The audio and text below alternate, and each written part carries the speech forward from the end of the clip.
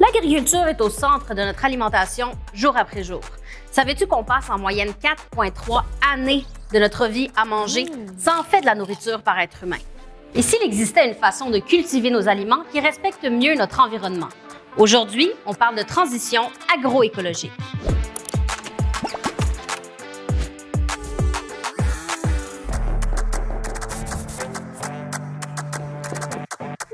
D'après toi, c'est quoi la transition agroécologique?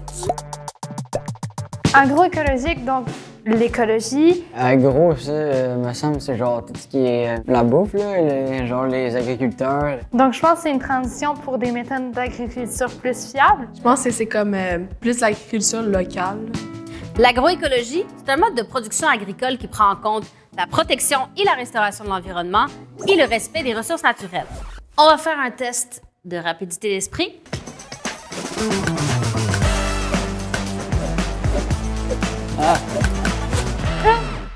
D'après toi, d'où vient cette pomme?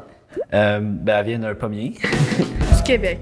D'un verger, mais je sais pas exactement où. Ça vient beaucoup d'Amérique du Sud, là où il y a les climats tempérés, ça coûte moins cher.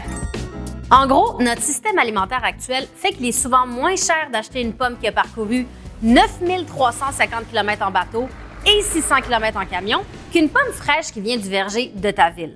C'est un peu comme si chaque jour, tu préférais faire un aller-retour Montréal-Santiago pour faire tes courses plutôt qu'acheter des produits locaux près de chez toi. C'est un peu absurde, non?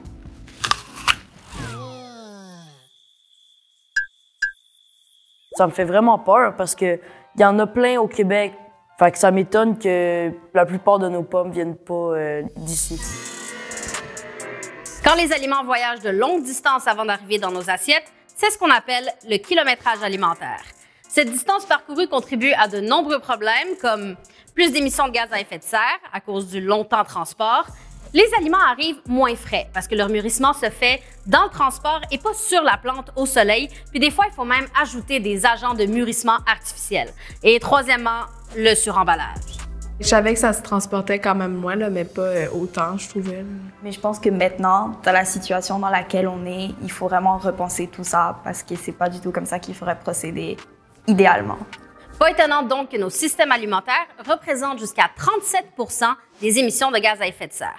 Et justement, savais-tu que l'agroécologie apparaît comme la première solution face au changement climatique? On a les solutions. Maintenant, ce qu'il faut, c'est des gens pour mettre cette transition en marche. Toi aussi, tu peux faire partie de la transition agroécologique. Savais-tu que certaines écoles au Québec proposent des classes de jardinage?